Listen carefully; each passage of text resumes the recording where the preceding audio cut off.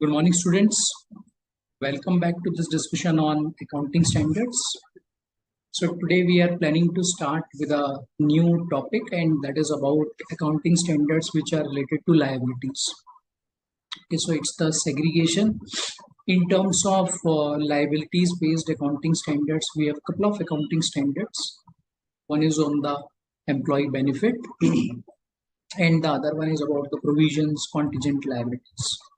Okay, so today we are going to start with employee benefits. Yeah. So very, I would say, interesting chapter.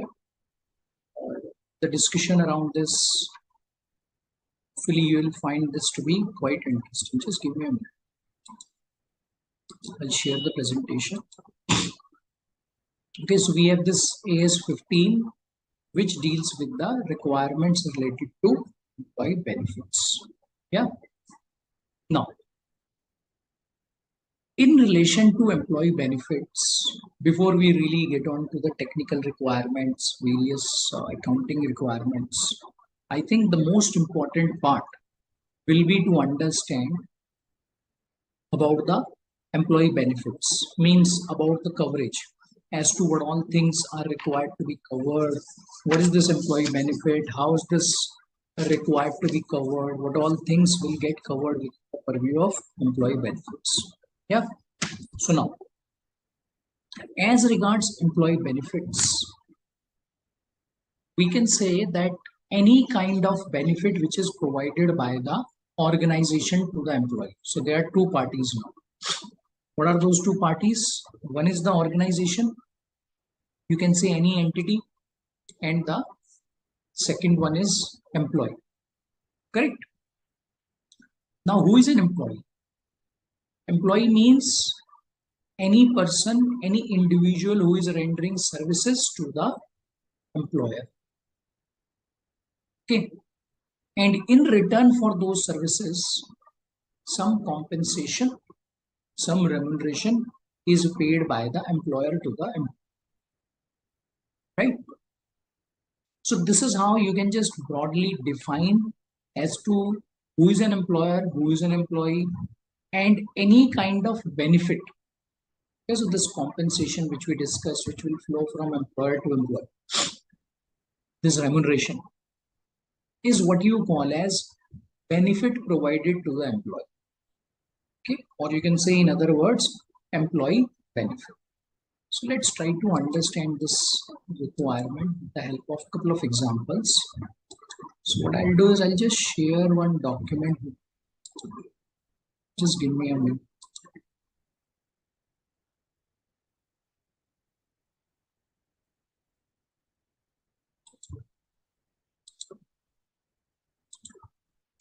Okay, so now we look at this requirement. So we are talking about two parties. So one is the employer, second is the employee. Okay, just give me a second. Is the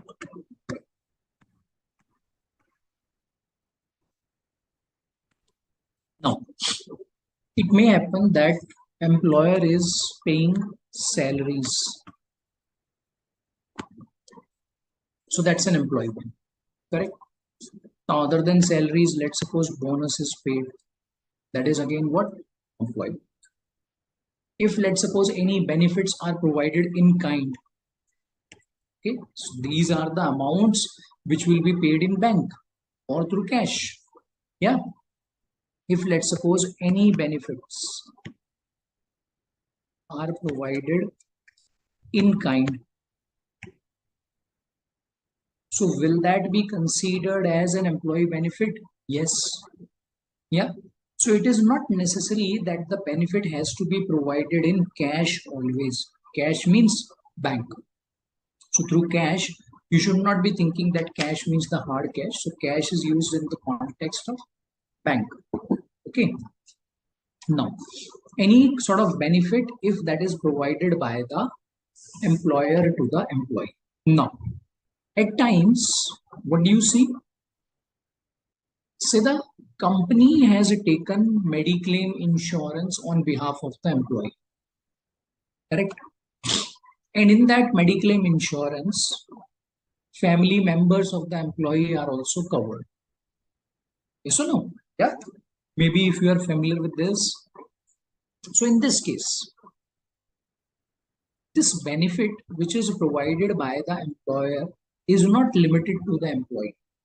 It is also extended to the family members of the employee. Correct? So should we say that this benefit which is provided to the family members is an employee benefit? What do you think? What do you think? Will you consider that to be an employee benefit? Over to you. Quickly. Rohan says yes. Deepika says yes. Very good. Soumya is also saying yes. Almaz is also saying yes. I think Hitesh has the same answer. Yeah.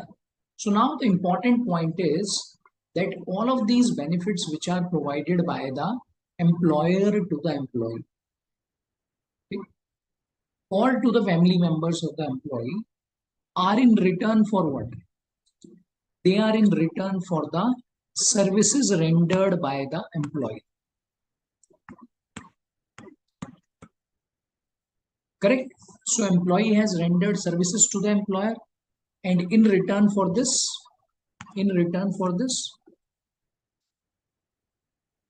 remuneration or any kind of benefit is provided to the employee or to his or her family members. Yeah.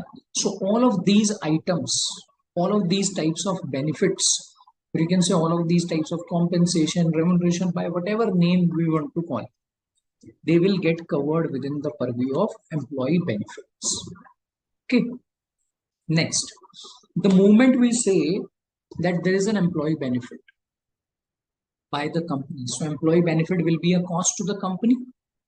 Yes or no? So it will be a cost, it will be an expense for the company. Now, for a company to record these employee benefits, so we are not looking at the accounting requirements of employee, we are looking at the accounting requirements of employer. Yes or no? Yeah. Now, for an employer, for a company or for an entity, the accounting requirements for such type of employee benefits will be covered by AS15. Okay, so that's what AS15 is going to cover. All sort of these type of employee benefits will be covered by AS15. Means their recognition, their measurement, any sort of presentation requirement, and if at all there are any disclosure requirements to be made in the financial statements in respect of any kind of employee benefit. So which standard you will refer? AS15. Okay. Now what we will do is, now we will pick up few examples to understand some of these scoping part. Okay, great. So Priyanshi says, employee may also be getting the increments. Yes. So any increment by any nomenclature you may want to call it, all of these are what? They are nothing but the employee benefits. Okay. Yeah. Everyone clear so far? Yeah. So the important part is to understand what is an employee benefit. Correct?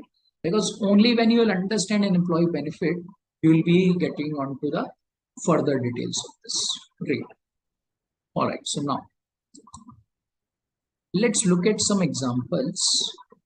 Deepika is asking, on behalf of services, these benefits are provided. Yes. So you can say, in return for the services which are rendered by the employer, such benefits are provided by the, in return for the services which are provided by the employee, these benefits are provided by the employer. Okay. So that's how you'll have to look into it. Clear? Now we will look at some more examples around it to get some more clarity. Okay. So again, on the scoping part, simple one. Now, first question, what are the kinds of employees which are covered in this AS15? Number one, and whether a formal employer or employee relationship is necessary or not. Okay, so there are a couple of questions we need to now discuss. Now, this could again be very, very important because benefit which is provided to the employee, whether in cash or kind, that will get covered. But which all types of employees are covered?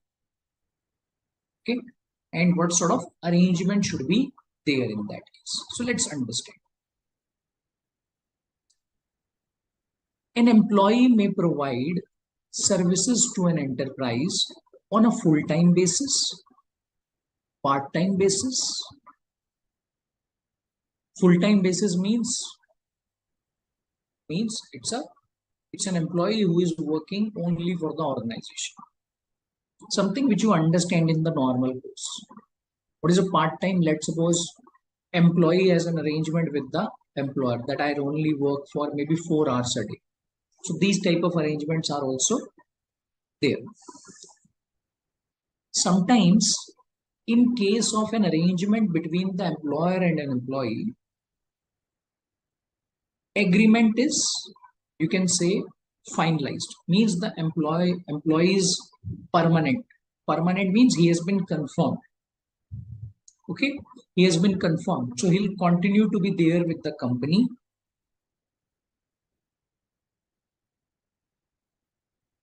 As against another arrangement which could be in relation to casual or temporary employment. Now, what is a casual or temporary employment? Let's suppose an individual is hired only for 6 months. So in the contract, it will be specified that the individual is hired only for 6 months. So after 6 months, he may be again engaged for another 3 months, 1 year, 6 months.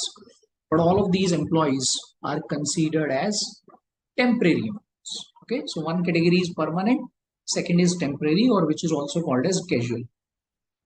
At times, you may also get to see that the employees are hired on a daily wages basis. Okay, so they are engaged on a daily wage basis. Yeah.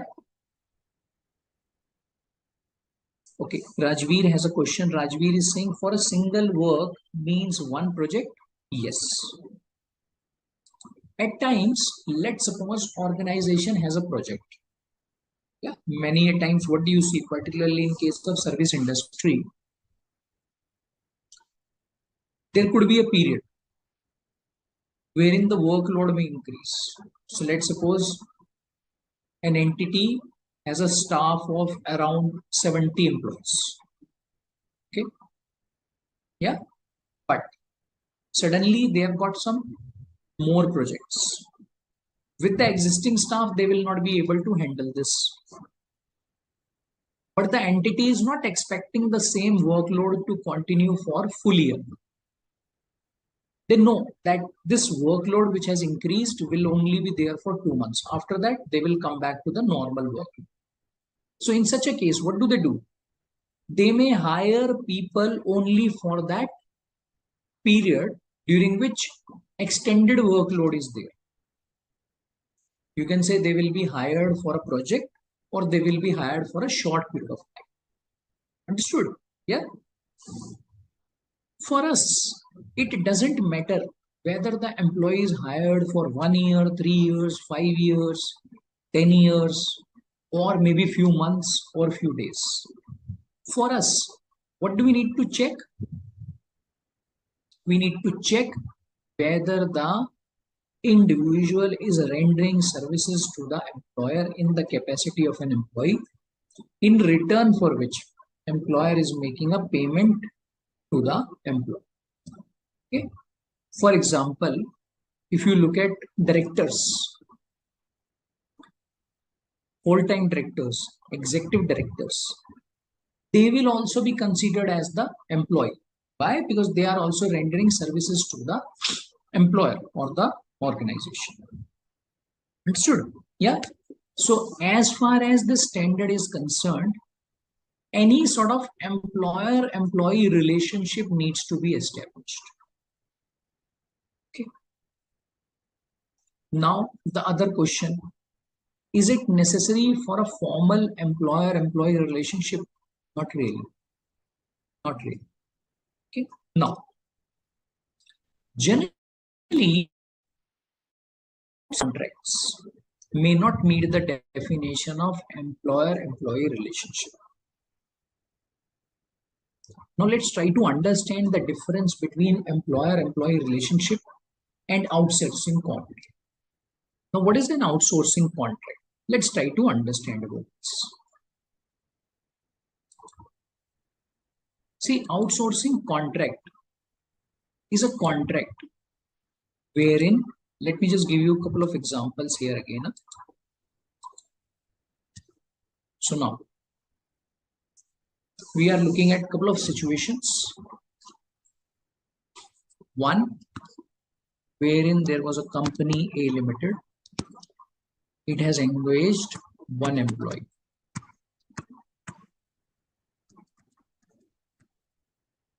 Yeah. Now this could be important for our analysis because you may see a very thin line of difference over here. Now, when it comes to an employee, so you may say that employee is going to work for the employer wherein A Limited is acting in the capacity of an employer. Employee is acting in the capacity of an employee. Okay, so that's the arrangement that they have. Now, as against this, let's suppose there is another company. So when A Limited got some more projects, say for 2 months, so what did they do? They had 70 employees. Yeah, they had 70 employees. And for these 2 months, they added, say, 20 more employees. Yeah. Now, if let's suppose we look at B Limited. So B Limited has also got, say, for example, 100 employees. Okay. Now, B Limited is also into the service industry, say similar sort of business, and they have also got some more projects. Say for next 2 months, their workload has increased, means they have got more projects. So with the existing capacity of 100 employees, they may not be able to execute those projects. So what do they need? They will need more people. Yes or no? They will need more people. But instead of hiring more employees, what did B Limited do? Engage the consultant.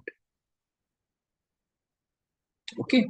But you can say third party contractor. And some work is outsourced to that third party. Now that contractor could be an individual, could be a firm, could be a company. But in this case, important part is that now the work has been outsourced. Okay, so this arrangement is different. In this case, when the work is getting outsourced, okay, let's suppose with that individual, say there is one person or one firm. Okay, in this case, the difference is that when it comes to these 20 persons, they entered into a relationship of employee and employer with A Limited. Okay, so that was the relationship. But if we look at this individual or the firm, they do not have employer or employee relationship. In this case, the relationship is that of the service provider to B Limited. Okay, it's like any other vendor. For example, if you want to get some work done, so what do? You'll get into a vendor. So you look for a vendor. Yeah.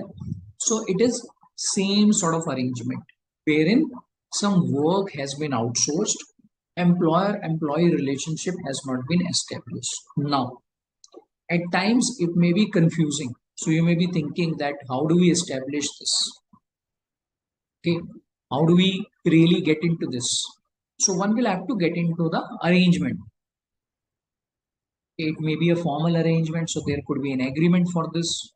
Or if let's suppose the formal arrangement is not there, you'll have to understand as to what type of arrangement is there between the two parties. And that is how you will have to understand whether it's an arrangement in the nature of employer and employee or not.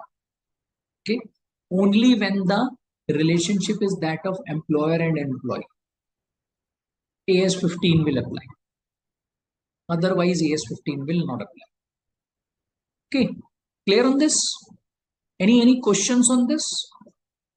So this is important. Why? Because that is how you will get started with the employer-employee relationship or AS 15. Clear? Everyone? Quickly.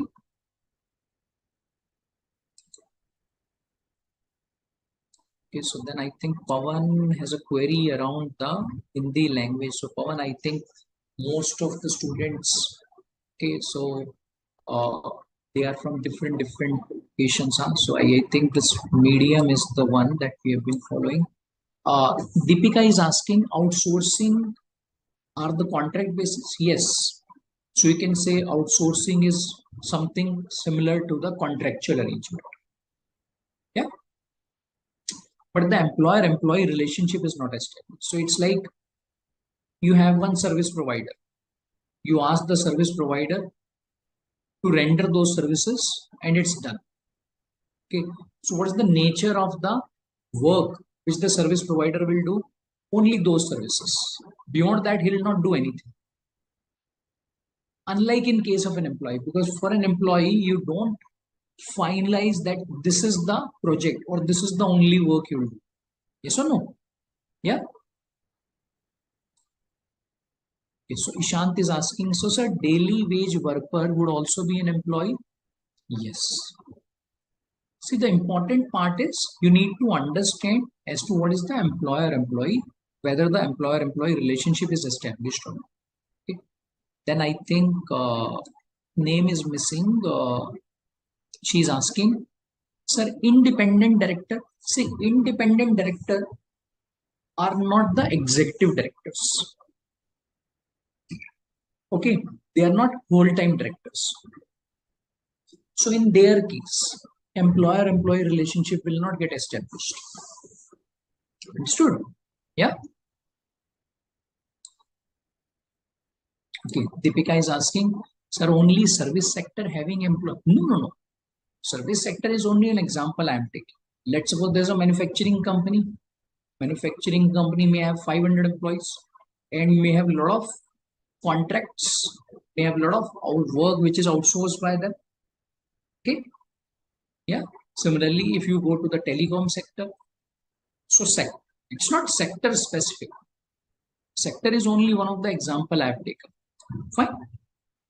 Okay. Ishant is asking, sir, so in a contract of service, relationship exists and contract for service. I think you have used both the, you're saying contract of service, contract for service. See, that's what I told you that just by the wordings, you may not be able to, sort of finalize this. That if the nomenclature in the agreement is contract of service, every time, what do you need to do? You need to read the entire arrangement between two parties. Okay. What you have mentioned looks okay to me, but you will not go by just one word. You'll have to look at the entire arrangement. Understood, Ishan? Okay, then Deepika is asking, housekeeping other staff of company are not covered. See, once again, for housekeeping, you'll have to check. If let's suppose housekeeping staff is on the payroll, you understand payroll? Payroll means employees of the company. Then it's an employee, correct? But many a times, what an organization may do is organization may reach to a third party. Okay, that third party will provide staff for housekeeping, for security. So in such a case, that third party vendor which is providing the persons, that is not, you can say, will be an employer and employee relationship. Let me just give you one example for this, and then I'll come back to some more queries. Okay, say we have this company P Limited. Okay, so 10 employees of P Limited, they are providing housekeeping services.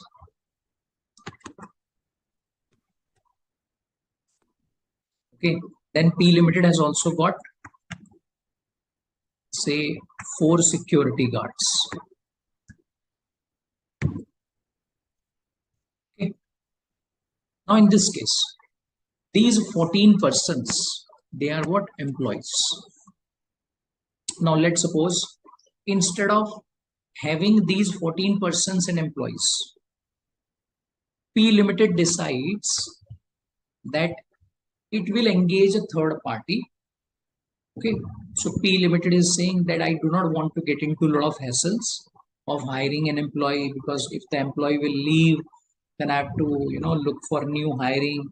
Okay, so there's a lot of administrative problem. I do not want to get into this.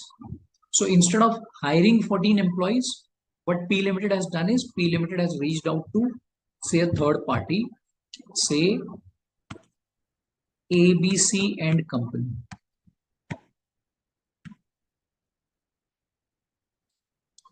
Yeah.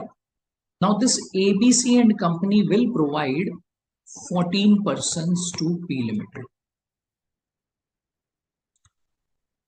10 will provide these housekeeping services, 4 as security guards. Now in this case, arrangement between P and 10 employees plus these 4 employees. What do you call it as? In this case, the first situation wherein P has 14 employees, what do you call it as? Employer-employee relationship? Yes or no? Yeah. So that's what you call as employer-employee relationship. Yes or no? Quickly. Tell me quickly. Yeah. Now, if we look at the second arrangement between P and ABC, will you call it as employer-employee relationship? Tell me. Will you call it as employer-employee relationship? No. Prem, Ishan, they are saying no. Okay. Then I think Soumya, Tanisha, they are saying no. Rajveer is saying no. Very good. Yeah. So hopefully you are clear on this now. Yeah. So everyone is clear now. Yeah. Please confirm. Okay. So then I think I also missed out on few queries of yours. Let me just go back to those queries. Okay, Tanisha is asking, sir, directly recruit employees are only covered outsourcing? Yes. So outsourcing is not covered. That's correct.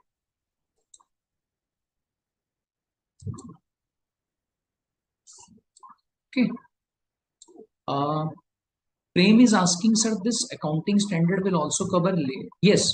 See, employer-employee relationship is not really limited to white collar or blue collar. Yeah, so both of them will get covered. Okay. Yeah, so that's why wages will also be covered, salaries will also be covered. So that's how you define. Huh? So white collar, blue, or important part is what? The relationship has to be that of employer and employee. Yeah, so that's going to be the important part for you to assess whether it's an employee benefit or not. Clear? All right. So now we'll pick up one more example. Okay.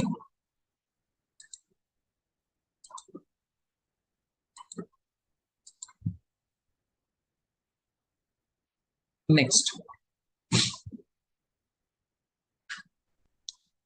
whether an enterprise is required to provide for employee benefits arising from informal practices. Okay, so I think we have already talked about this slightly, that there is no requirement for a formal employer or employee relationship. Correct? For which again, a lot of thought process may be required at times, not always. So now, if let's suppose you have some informal practices, for example, employee benefits will include informal practices that give rise to an obligation where the entity has no realistic alternative but to pay the employee benefits. The historical pattern of granting such benefits, expectation created, impact on relationship with the employees in the event, okay, relationship of in the event such benefit is withdrawn should be considered. For example, where an employer has a practice making a lump sum payment on occasion of festival or regularly grants advances against informal benefits to employees. So what do you do? In such a case, you will have to call it as employee benefit. Now, let me just give you one more example with which I think you will be able to, sort of uh, apply this in your thought process in a better manner. Generally, what do you find during Diwali? Okay, generally during Diwali, in case of most of the employers in India, some payment is made to the employees.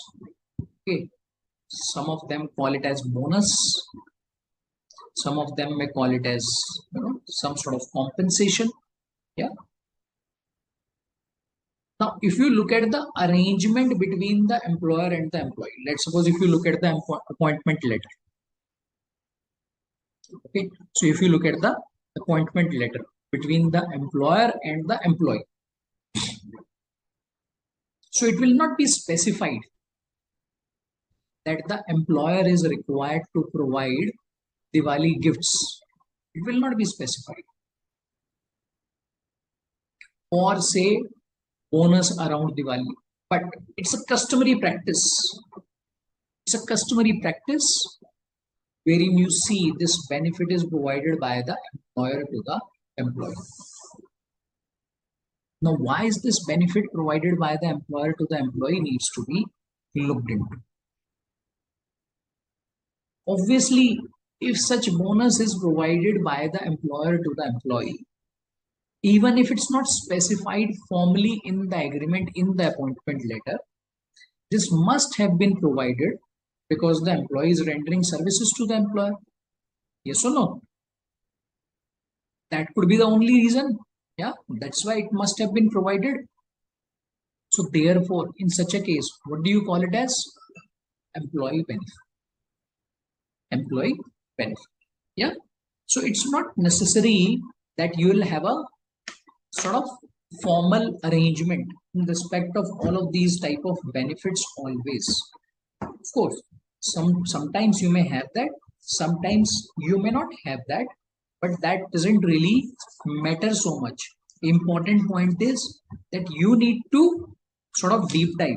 You need to look into that, and that's how you will understand it. Okay, clear on this? Yeah, clear on this?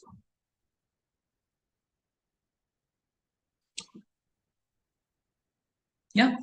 So now, just to quickly summarize some of the things that we have discussed. So you can say following points could be looked at for the purposes of our analysis. Following indicators may suggest employee relationship. A contract of employment exists. Very simple. Individuals are considered employees for legal, tax, social security purposes. There is a large amount of oversight and direction by the employer, and necessary tools, equipments, material are provided by the services are performed at a location specified by the.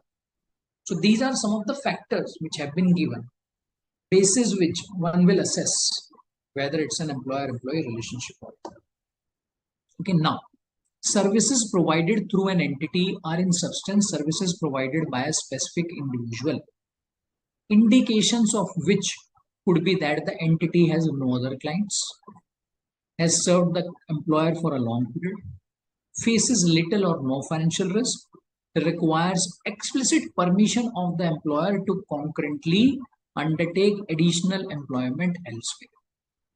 Okay, yeah. So you can say it's a summary of all of these points which you can just always look into for you to establish whether the employer-employee relationship exists or not. So that's how one will have to get into.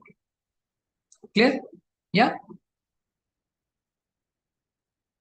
All right. So now moving further,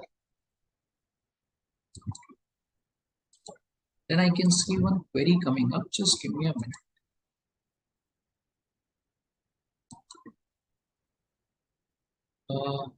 Just a minute. Okay. So I think Priyanshi has a query. So Priyanshi is saying, sir, can we say that you have a relationship of employer and employee with ICAI? Not really. Not really. Why? Because it's more of contractual arrangement. You can say it's more of a service provider. Yeah. So that's not the one. So it's like one is a service provider. Yeah. Wherein this employer-employee relationship is not established. So it's more like a vendor, not like an employer.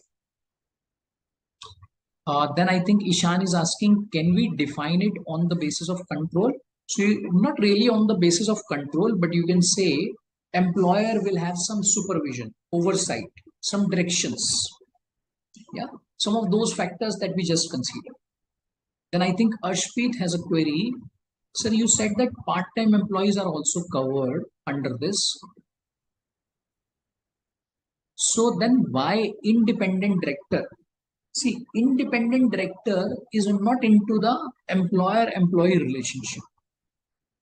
That is more of like a service provider. Okay, so I'm not saying whole-time director is working on 100% basis.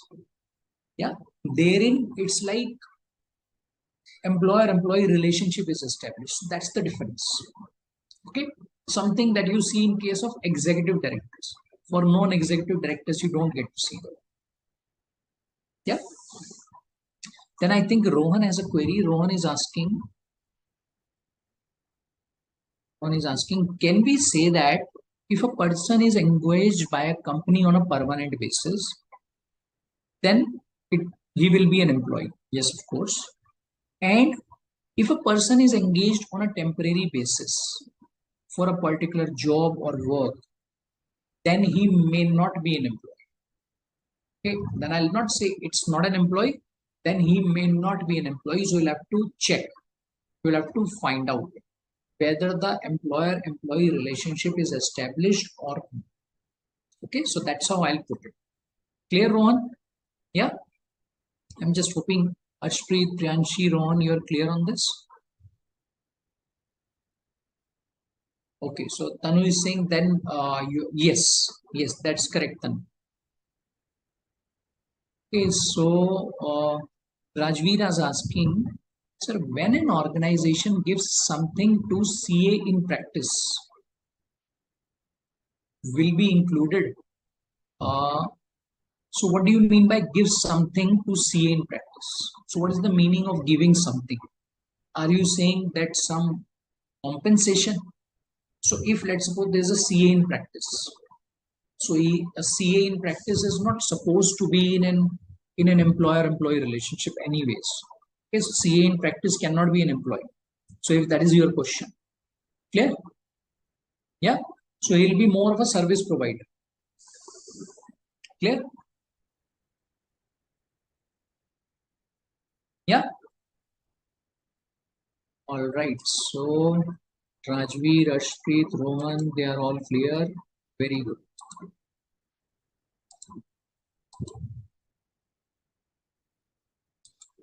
Okay. So just give me a minute. Now, moving further. Now, employee benefit is something we have discussed. Okay. So we have just tried to look into as to what is an employee benefit or which type of arrangement will fall within the purview of employee. Okay. So far, our discussion was limited to the understanding of employee benefit. Clear? Now, once this employee benefit is established, okay, so what is going to be the next step? So if let's suppose we say that employee benefit is established, so there is an employee benefit.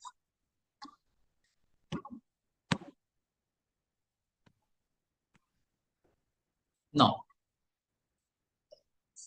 employee benefits need to be segregated into 4 categories. So anytime when you have an employee benefit, so now as a next step, what do you need to do? For the purposes of accounting, you need to segregate that. You need to categorize that. So what are those categories? So let's understand all of those categories one by one. First, short term. Second, post employment. Okay. Third, termination. Means short term employee benefits, post employment benefits, termination benefits. Fourth, other long term employee benefits. Okay, so these are the 4 categories which you need to look into for each type of employee benefit. Now, why is this categorization required? Because for the purposes of the recognition, for the purposes of measurement of employee benefits, depending on the category in which they fall, their accounting will vary. Okay, so their accounting will vary. Yeah, so that's why every time there is an employee benefit, what do you need? It's segregation. So now what we will do is we will pick up all of these benefits one by one: short term, post employment, termination, other long term. We will understand as to when an employee benefit will get categorized under short term, post employment, all of them. And then we'll also discuss as to what will be the accounting requirement in relation to each of these types of employee. Okay. Now, moving to the first category, that is short-term employee benefits. Now, let's try to understand as to what is a short-term employee benefit. Okay, so the first category that we have is short-term employee benefits. We can say a very simple category wherein the accounting requirement is also very simple. Now, which type of employee benefits will you call as short-term?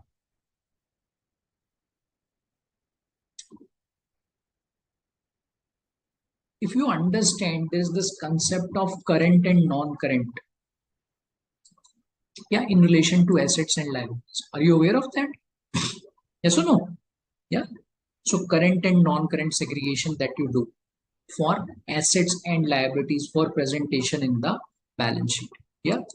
So you can say it's very much on those lines. So let's understand. Say we have this financial year or the reporting year 2024-25. Okay. Now, any employee benefit which is due for payment within 12 months from the end of the reporting date. Now, what is the end of the reporting date? Can you tell me quickly? What will be the end of the reporting date? Over to you quickly. What will be the end of the reporting date? Very good. Ishan says 31st March 2025. Yeah, I think same is the response from Tanisha Almas. Yeah, it's 31st March 25. Ramandeep has the same answer. Soumya has the same answer. Okay. So we have this 31st March 25 as the balance sheet date or the reporting. Now starting from this date, we need to pick up a period of 12 months. So 31st March 2026. So any employee benefit which is payable up to next 12 months. Up to next 12 months. Other than termination benefit. So if there is a termination benefit, let's suppose, that is payable within this period of 12 months. So will you call it as short-term employee benefit? No. Why? Because its category is different. So therefore, in this category, you will have to include all except termination. Okay. Yeah. That is why it is called as short-term employee benefit. Means payable within 12 months from the end of the reporting date. Okay. Simple, easy to understand. Yeah, simple, easy to understand. Short-term employee benefit. Now, okay, so I can see some query coming up. I think somebody raised hand. No worries. Now, let's look at some examples of what could be a short-term employee benefit. Yeah. Salaries, wages, bonus, correct? Leave encashment, or any other benefit. There could be a lot of examples of the benefits which may fall within this period of 12 months from the reporting date. Okay. Say for the month of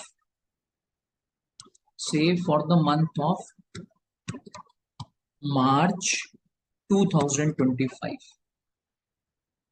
salary is outstanding, paid by 31st March 2025. So when would this salary be paid? Next year. So you can say in the month of April 2025. Correct? Yeah. So therefore, what do you call it as? Short-term employee benefit. Okay. Clear? Clear? Yeah. So any sort of benefit could be there. Important part for this categorization is what? This period to be looked in. Okay. It has to be due for payment during this period. Now, let's suppose I'll give you one example, and you can then answer this. Let's suppose salary for the month of March 2025 is payable. Okay. Let's suppose it's required to be paid by 10th of April. So let's suppose company has a policy. So what do? 10th of the following month, they pay the salary. Or 5th of the following month, they pay the salary. So depending on the companies, they have different dates for making the salary payment. But company had some liquidity, or you can say cash constraint, some financial problems. So that's why for 1 year, salaries have not been paid. Salaries have not been paid for 1 year. So even if you look at 31st March, okay, so this salary is still outstanding. It is still outstanding. In this case, will you call it as a short-term employee benefit or not? Over to you. Will you call it as short-term employee benefit or not? Over to you. Quickly.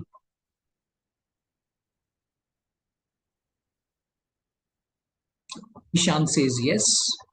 Devu says no. Priyanshi says yes. Soumya says no. Okay. Then I think Chirandeep says yes. Rohan is saying no. So I can see mixed responses. Okay. Mohammed is saying yes. Almaz is saying yes. Tanisha is saying yes. What about others? Quickly. Ashpreet is saying no. So can you tell me why you're saying no or why you're saying yes? So the reasoning, then I think here again the name is missing. So she's saying it is anyway payable within 1 year. Whether it is paid or not within 1 year, it will remain short term. Divya is saying no. Sabha is saying no. Deepika is saying it's short term. But can you tell me why it's short term? So when you are saying no, can you help me understand why you are calling it as no? Over to you, quickly. Quickly. Ishan says because due. No, I think rationale for yes I have received, but the reasoning for no, nobody has given me.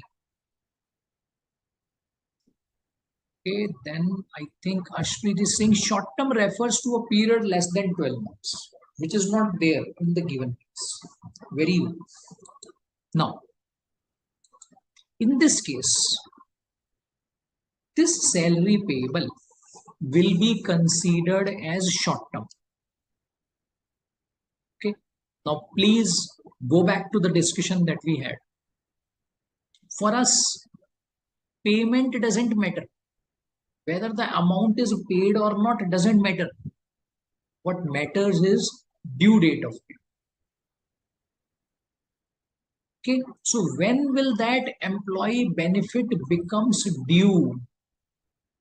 Okay. When does that become payable? If that is within a period of 12 months, you will call it as short term. Otherwise, not. Now clear on this? Because generally you will have this confusion, and this is how questions may test you in the exam. Okay, clear? So I'm just hoping that Soumya, you are clear on this. Yeah, Ramandeep is saying, sir, it's the prudence concept. So whether paid or not. Yes, clear?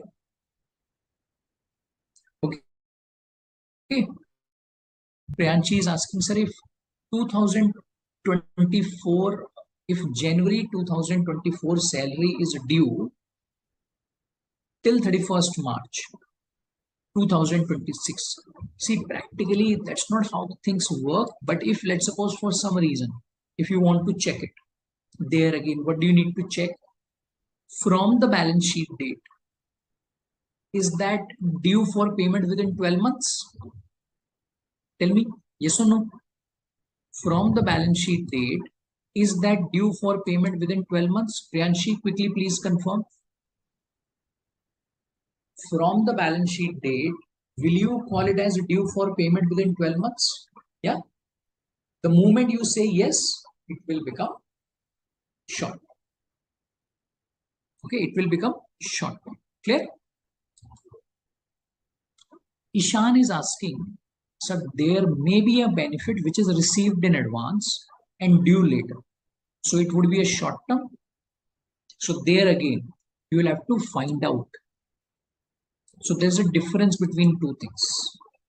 Okay, I think Ishan has raised one point. So let me just discuss that with you. So let's suppose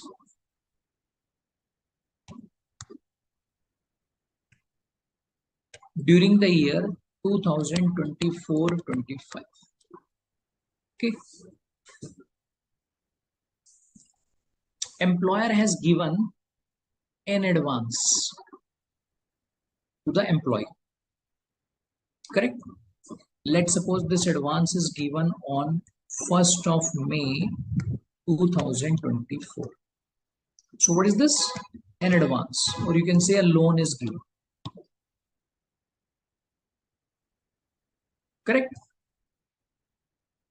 And the arrangement of the employer and employee is such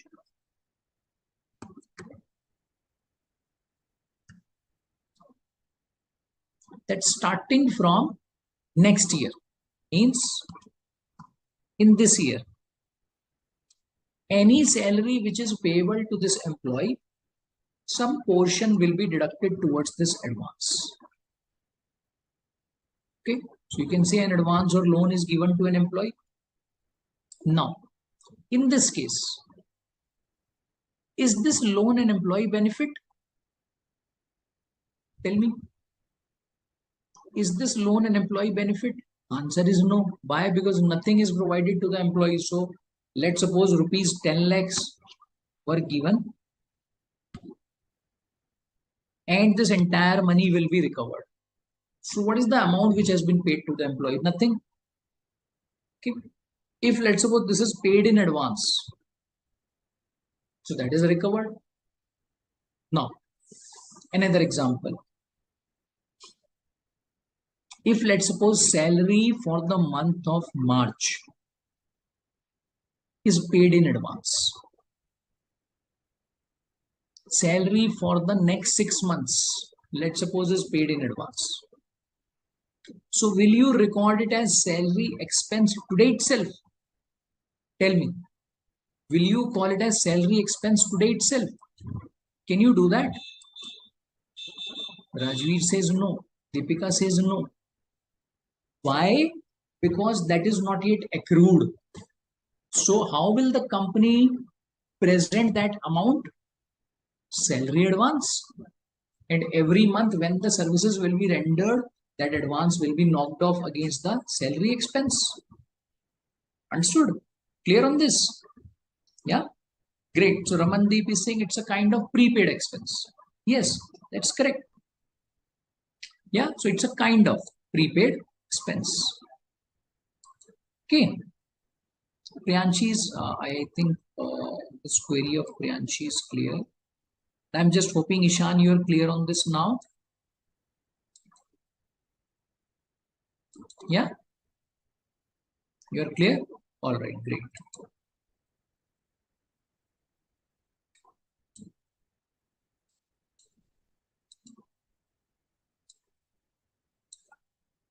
Okay, so we discussed about short-term employee benefits. Short-term employee benefits can have a lot of examples. Salary, wages, bonus, leave encashment. Okay, any sort of non-monetary benefit could also be there. Any type of benefit which is there could be short-term in nature. So that's how it's required to be looked at. Now, within this categorization of short-term, there is one more categorization. So let's try to understand that. Okay. Now, so we are saying that once you have this short-term employee benefit, now short-term employee benefits could again be of two types. Short-term employee benefits,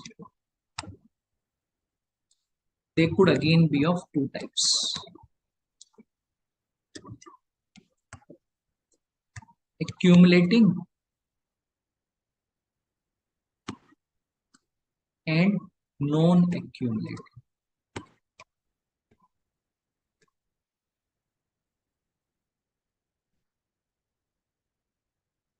Okay. Now, I think this accumulating or non-accumulating could be understood with the help of an example. So, but before that, I think Ishan has a query. He is asking, sir, for short-term employee benefits, for which period you will call it as? I think this type of confusion should not retain. So let's come back to this example. In this example, what was the reporting year? Can you tell me? What was the reporting year? In this example, can you tell me which reporting year we were looking into? 24-25. Correct? So we are looking at an expense to be recognized in 24-25. So say an expense has been accrued in 24-25.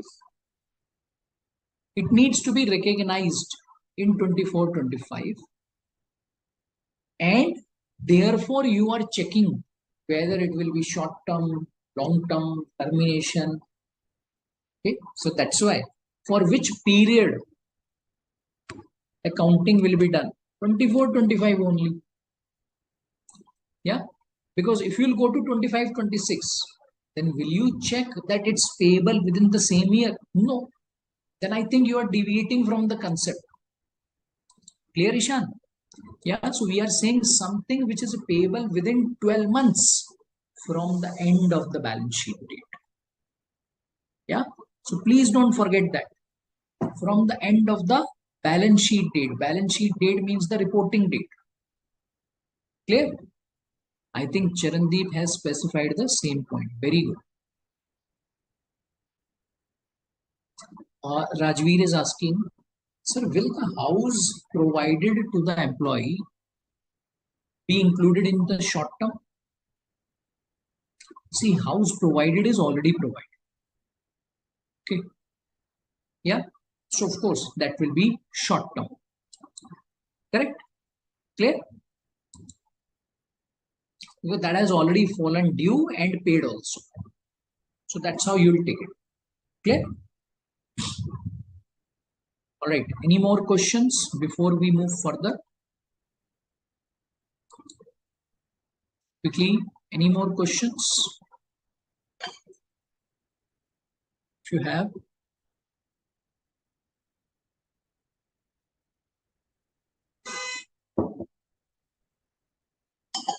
No? Sure?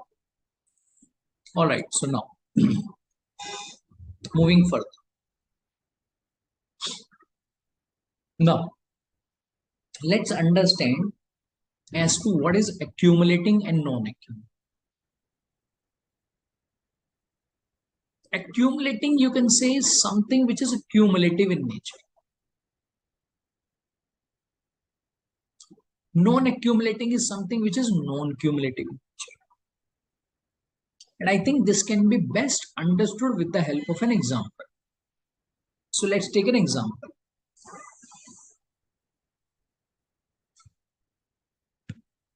Say a company has a policy. What is the policy of the company? So company's policy says an employee will get 22 days of leave every year. Fine. So what is the policy? Employee will get 22 days of leaves every year. Now, in respect of these leaves, two options are available to the employee. Either he can avail or he may not avail. Yes or no? Yeah, simple. Now, the company policy says that if the leaves are not availed, then they will be carried forward to next year. Let's suppose an employee availed 10 leaves during the year. So what is the balance which will be carried forward to next year?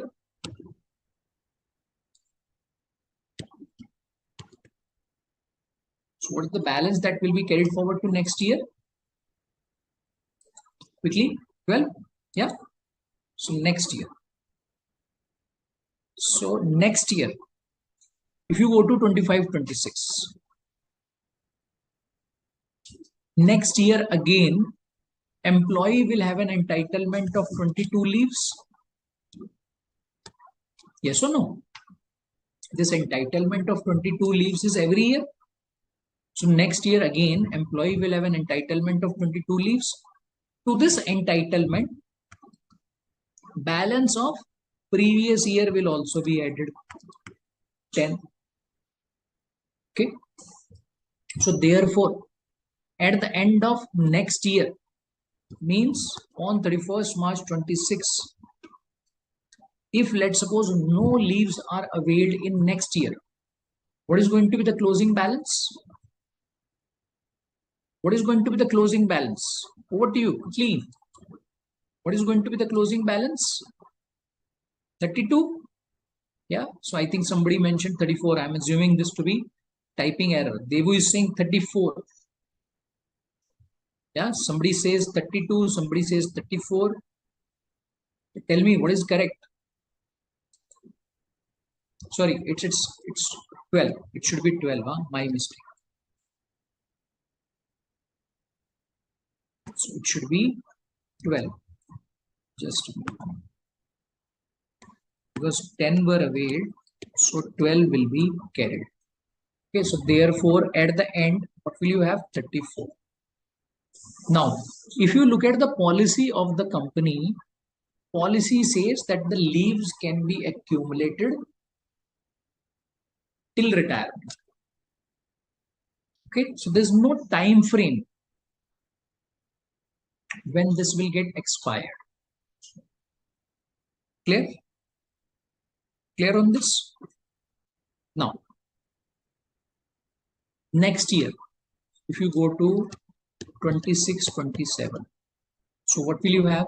Again, there will be 22 leaves plus 34 moved from this year to this year. Okay. Now, in this case, leaves, if the employee will avail, if let's suppose an employee will avail the leaves, so will he get salary for such period? Will the employee get the salary for such period? Tell me quickly. I think some of you are saying yes, some of you are saying no. I think it's very clear. If the organization is providing 22 days of leaves, what does it mean? These are paid leaves. Okay, so let me just call it as paid leaves. Okay, so these leaves are paid leaves. Correct? Yeah. So these are paid leaves. So if let's suppose for a month, 15 days of leaves are taken, 15 leaves are taken. So will the employee get the salary for full month or half month? Tell me quickly. Tell me quickly. Will the employee get the salary for full month or half month? Full month, obviously. Yes or no? He'll get the salary for full month, obviously. Why? Because remaining leaves are his entitlement. So any leave which he'll take, if that is within this bracket of 22, so his salary will not be deducted. Correct? So that's why this leave is a kind of employee benefit. Yes or no? It's a kind of employee benefit. Correct? It's a kind of employee benefit. Now this is very, very important. Huh? Okay. Now, in this case, if we look at this first year, let's go back to the first year. Okay. At the end of first year, an employee is left with how many leaves? 12 leaves. Okay. Let's suppose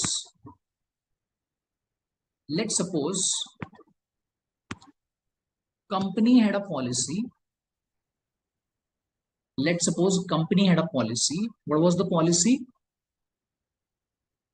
That the leaves can be carried forward only to next year. After that, they will lapse. Okay. Leaves can be carried forward only to next year. After that, they will lapse. Let's suppose this is the policy of the company. Now, in this case, these 12 days of leaves, are these availed by the employee? No. But next year, if the employee will avail 22 day leaves plus 12, so that means for these 12 leaves,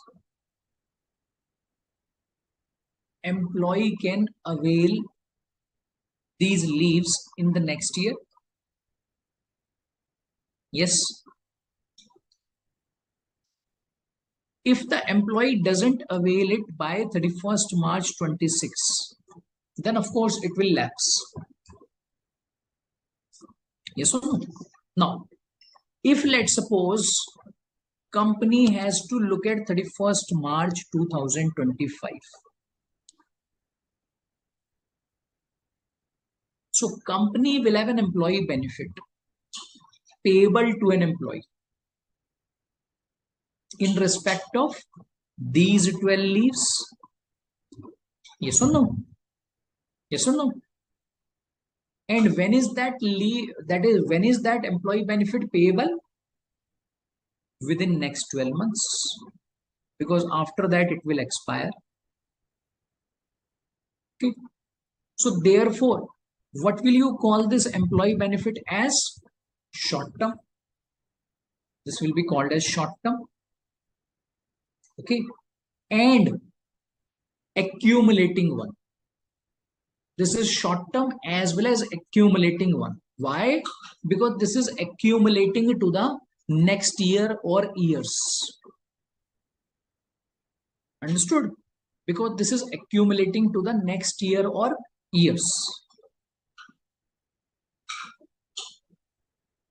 But if let's suppose company's policy says that you will get 22 days of leaves. If you don't avail that in the current year, it will lapse. Means carry forward is not allowed. Even to the next year, carry forward is not allowed. You avail the leave or it will lapse. In such a case, will the entity record any employee benefit in respect of unavailed leaves as at the reporting date?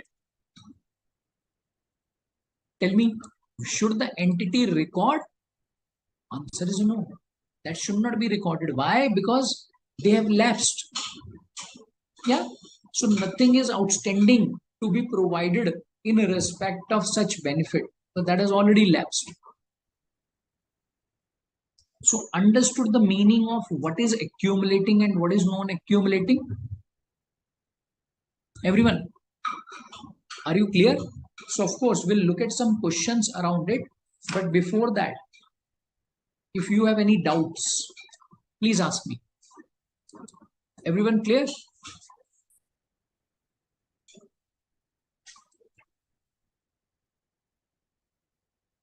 Okay, Deepika is asking if 12 leaves are not carried forward, then they are non-accumulated. Yes.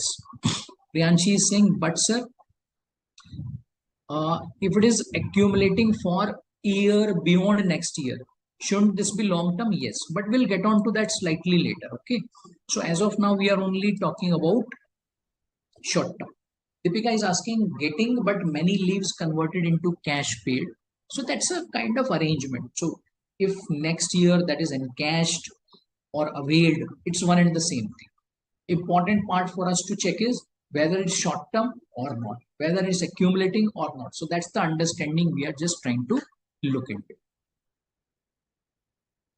Yeah.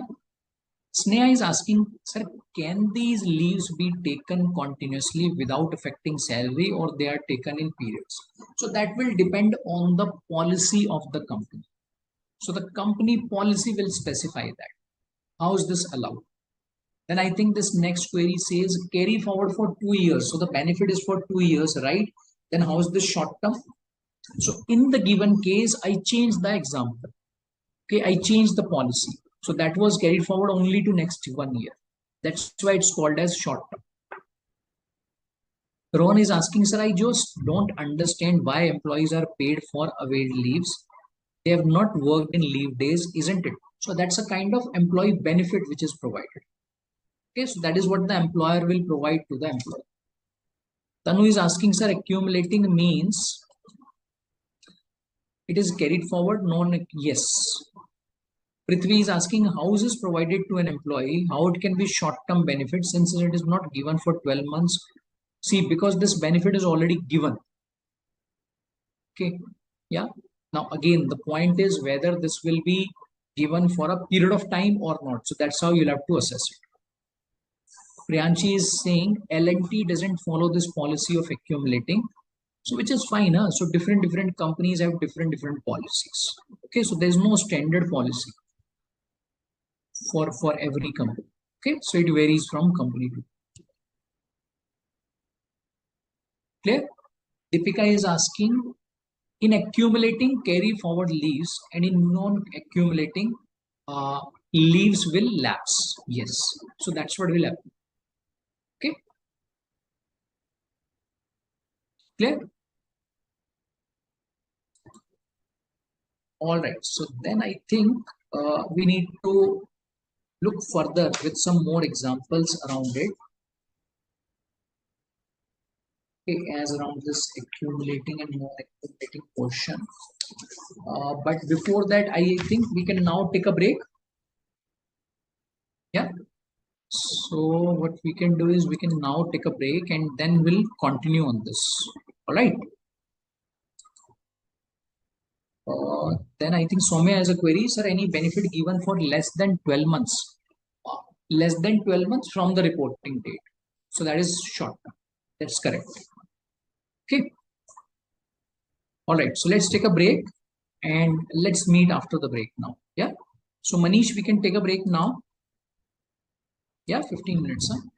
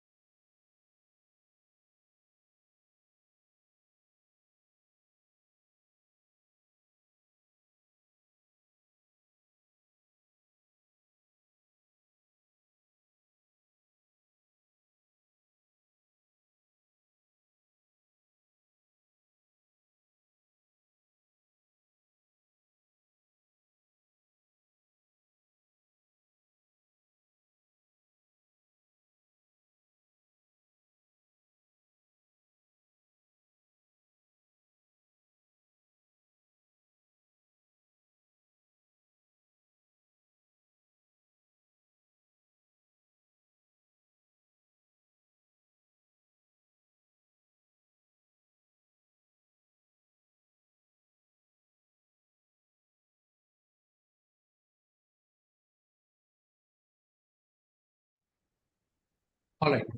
Okay. So now I can see some queries coming up. Okay. So let's look at those queries and then we'll pick up some examples also. Yeah. So just give me a minute.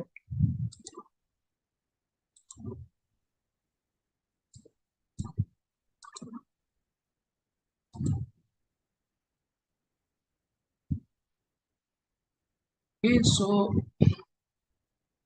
they have given one situation. So she's asking,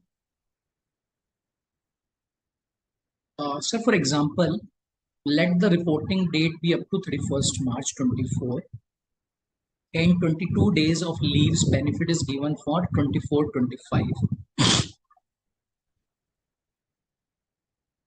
out of which 10 have been availed. So I think in your example, if you are looking at the reporting year of 23-24 and you are saying leave benefit is given for 24-25, okay, then it's incorrect to that extent. Because either you will be looking at the reporting year, yes or no?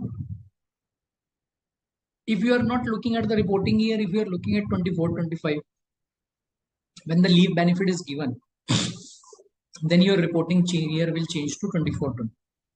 Okay. So now let me assume that in your example, reporting year is 24-20. Fine. So with that understanding, I'll read your query. So reporting year is 24-25. In this year, 22 days of leaves have been given, out of which 10 have been availed. Okay. So 12 are unavailed. So is the company obliged to pay for these 12 leaves? Yes. So there is an obligation on the part of the company to pay for these 12 leaves which are unavailed at the end of the year. Okay. Now, what do you need to check?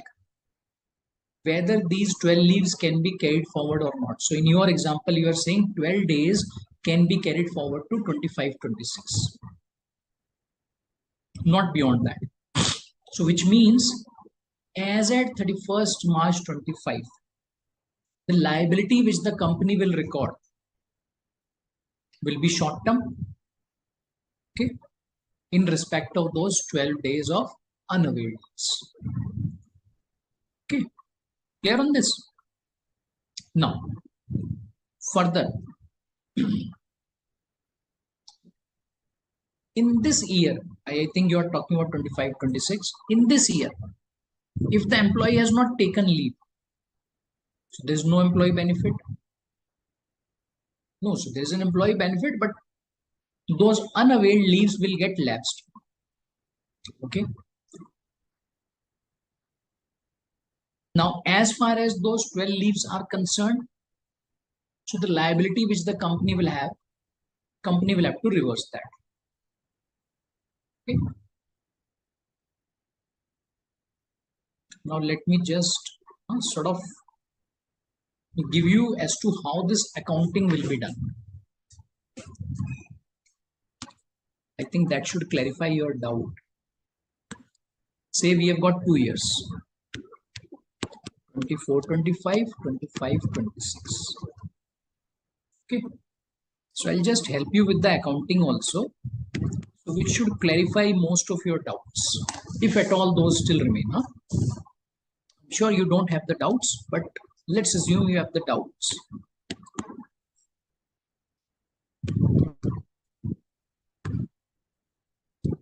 In 24-25, company had a policy of 22 leaves,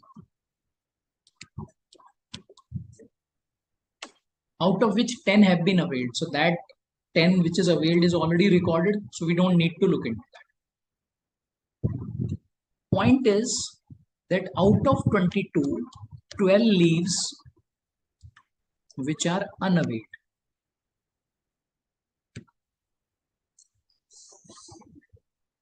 If you look at the company, will the company be required to pay for these leaves in the next year? Yes. Company is obliged to pay. Yes or no? Company is obliged to pay. So there is an obligation on the part of the company to pay for this. Correct? Because if the employee will take the leaves, still the salary will be paid. So that's an obligation to pay. Correct? No. For this financial year 24-25, company will have to record this liability. So what is the accounting entry company will pass? Company will say employee benefit debit. Let's suppose whatever is the value of 12 leaves. See, every leave has a value of 1. 12 to liability. 12.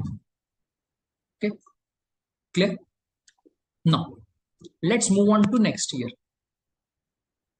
Next year, again, the employee will get 22 leaves, but we are ignoring those 22 leaves. We are not discussing that. We are only concerned with these 12. If these 12 are not availed in the next year, then what will happen? This liability which the company has accrued, this will have to reverse. This will have to reverse. Correct? So if the leaves are availed against this liability, salary will get paid. If the leaves are unavailed, then you will have to reverse this liability.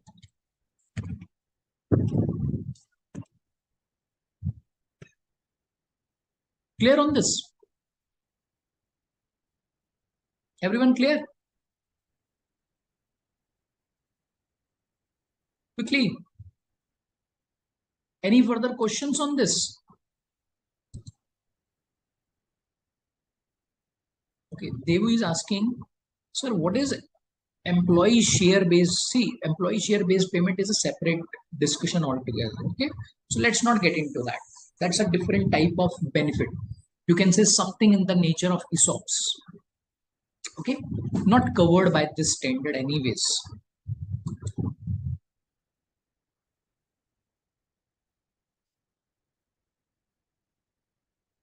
Okay, so Deepika is not clear. So Deepika, can you tell me what is not clear?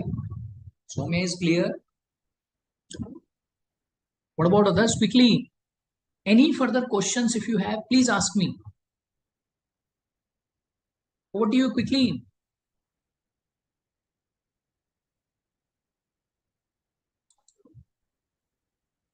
Okay, Rohan is saying, sir, the reversal is not clear. No worries. So let's talk about this reversal. See, up to this accounting entry, I am hoping everyone is clear. Okay, now let's look at 25-26. So this is 25-26. In 25-26, two situations are possible. Yes or no? Two situations are possible. What are those two situations? One, employee will avail the leave. Correct? If leaves are availed,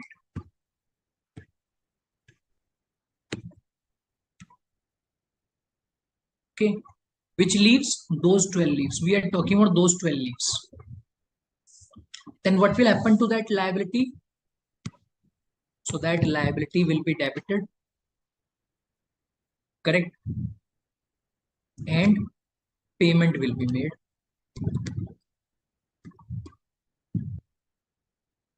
Yes or no? Yeah? Correct? So this accounting is clear. If the leaves are availed by the employee, then what are you doing? You are making payment to that employee. Yes? Rohan, you're clear on this? I think Deepika, you had this concern. So is this part clear, Deepika? Rohan, I think you had this confusion. Yeah, clear? Quickly, please confirm. Rohan, Deepika. Okay, now. Another situation could be if leaves are not availed even in the next year. Okay, that's the only second situation. Yes or no? Second year, that's the only other situation which is possible. If let's suppose next year these leaves are not availed, can these leaves be availed ever? No. Why? Because they will lapse. So if they will lapse, so in such a case, this liability which has been recognized, okay, so this liability which has been recognized, is this liability payable anymore? Tell me, if the leaves are not availed, will this liability be payable anymore? Shan says no, Deepika says no. So what do you do then? You will have to reverse this liability. Yes or no? You'll have to reverse this liability. Yeah, that's the only course of action you will have. So how do you reverse the liability? There again, you will debit the liability, but now you are not making any payment. So you will take the impact to P&L. So it will be a reversal of liability. Clear? Now clear? Yeah. Tanu is clear on this. Great. Tanisha is clear. Yeah. All right. So this was the concept of accumulating and non-accumulating. Okay. Deepika is asking, why do you take it to P&L? It's the requirement of the accounting standard. And when you had recognized this liability, cost was taken to P&L. So that's why when you reverse the cost, you will do it from P&L. Yeah. Chirandeep is saying it's like a benefit to the employer. Yes, you can say, or you can say now the cost which the employer had expected has not materialized. So that's why he'll have to reverse. Okay, Jendra is asking, sir, if the leaves are not availed, then the employee is working for the company. It is good for the company, then why the benefit is not given? So we are not saying the benefit is not given. We are saying employee has not availed the benefit. So company is not stopping the employee. Okay, so don't remain so worried about the employee. Company is not stopping. Employee is not availing. Okay. Divya is asking, then what about leave encashment? So leave encashment is a separate thing. So leave encashment means when the employee will get that encashed. So this policy was not about leave encashment. This policy was only about leaves or leave available.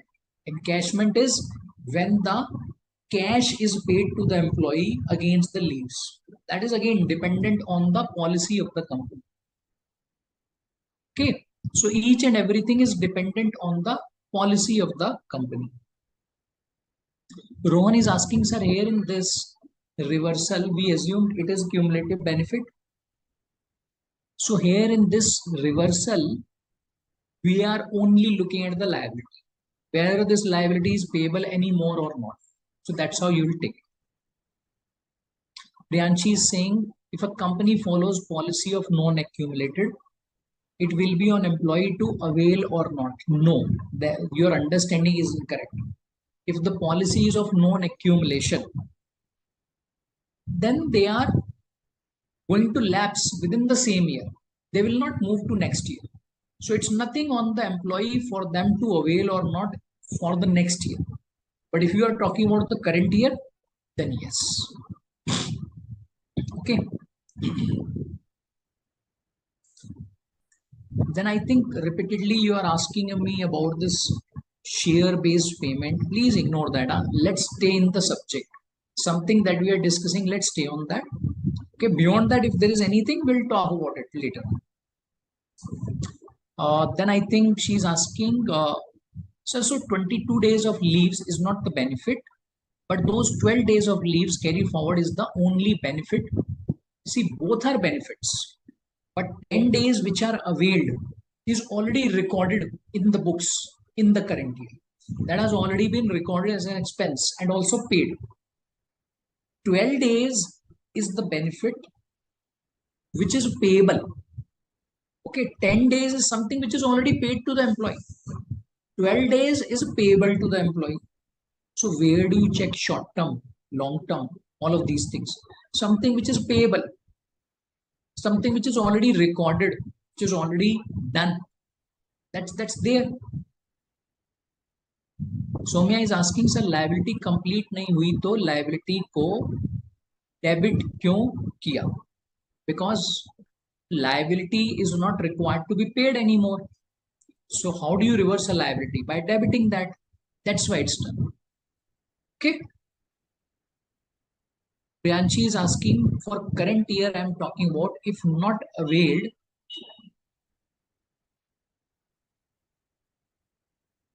It's the loss of the employee.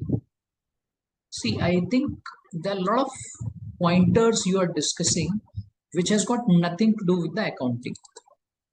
Okay, so if you are saying company should be concerned about the employee, company is not concerned about the employee, so that depends on the policy. Let's not get into that subject. What is favorable to the employee, what is not favorable. We are not looking at the policies of the company. We are only concerned about the accounting of whatever is the policy of the company. Okay, yeah. So that is a matter for company to look into, not an accountant to look into. Clear, Priyanshi? Yeah. So if you have a concern, then you need to talk to the HR, not the accountant, isn't it? So we are accountants. So accountant can't help it. Accountant will have to do the accounting, whatever way it is. Whether it's good, bad, accounting needs to be done. Okay, clear? So let's be clear on the role we are having. Now, what we can do is, we can look at one very small sort of, simple type of example. Just give me a minute. Let me just take you to this example. Okay, so let's look at this illustration 3. Entity XY is required to pay salary of rupees 2 crore for X1, X2. Okay, so that's about salary. It actually paid a salary of 1.9 crore up to 31st March X2. And the balance is paid in April next year. In this case, you are required to determine expense for the financial year X1, X2 and any amount to be shown in the balance sheet. Over to you. I think it's a very simple one. Quickly, tell me. So how do you record it? There are a couple of things. It's very, very simple. Huh? Tell me, how do you record it? Over to you.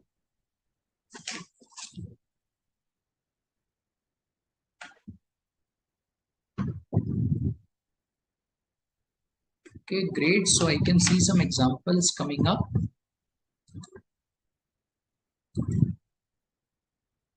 Deepika is saying 10 lakh is outstanding. No, so you tell me the amount you will take to P&L and the amount you will take to balance sheet. Okay, so that's what you need to tell me. Charandeep is saying 2 crore will be an expense. Great. Mohammed is saying unpaid salary is 10 lakhs. But that unpaid salary, whether that will be short term or what. So that also you need to specify. Rajveer is saying outstanding means what? Priyanshi is saying 10 lakhs, remaining is the liability. But what is that?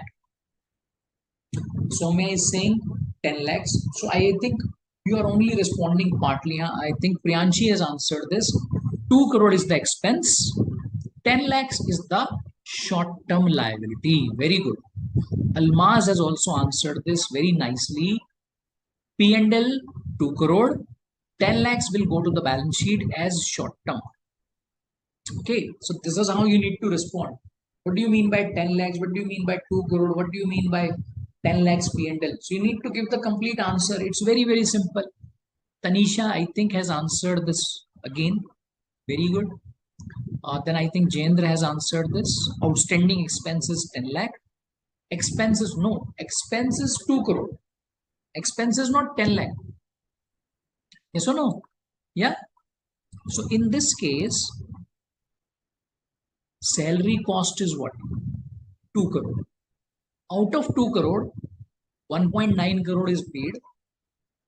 So that's why balance amount will remain outstanding. So what is the accounting entry company will pass? Salary expense debit 2 crore, to bank 1.9 crore, to salary payable 10 lakhs. And this salary payable will be considered as short term only. Why? Because this is due for payment in next 12 months from the balance sheet date. Yes or no? Yeah? Clear?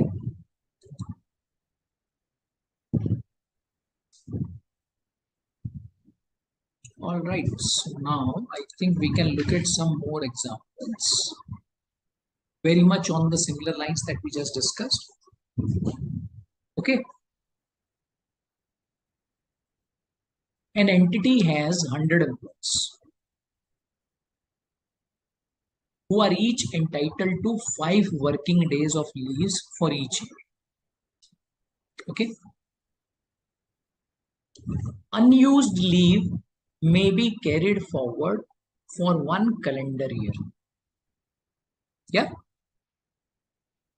So if you look at the entitlement, 100 employees, every employee will get 5. So total leaves are 500. Unused leaves can be carried forward to 1 calendar.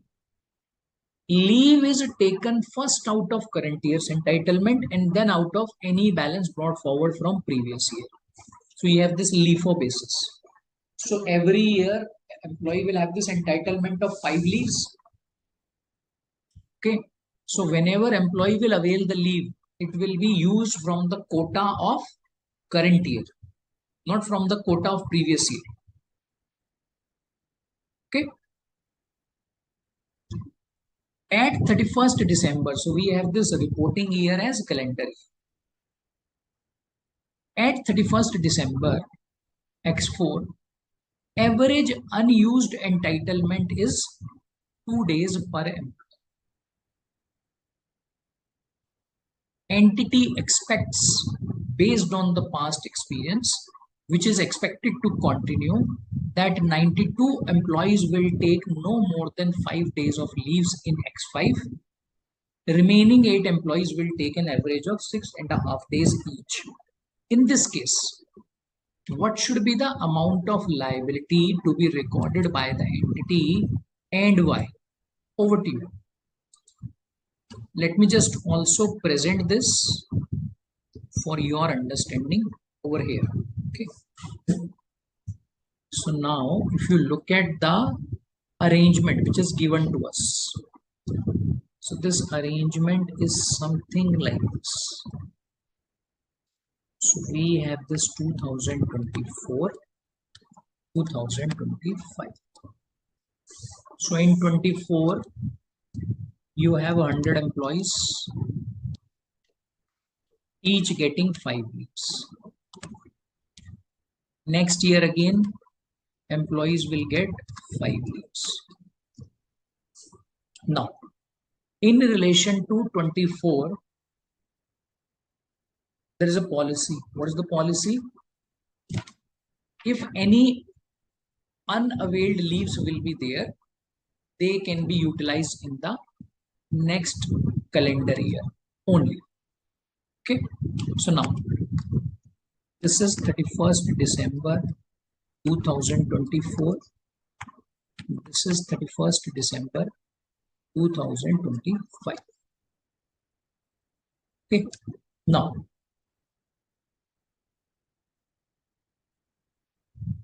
if you look at 31st December 2024 on this date, average unused entitlement was 2 days per employee. For every employee, 2 leaves are unavailed.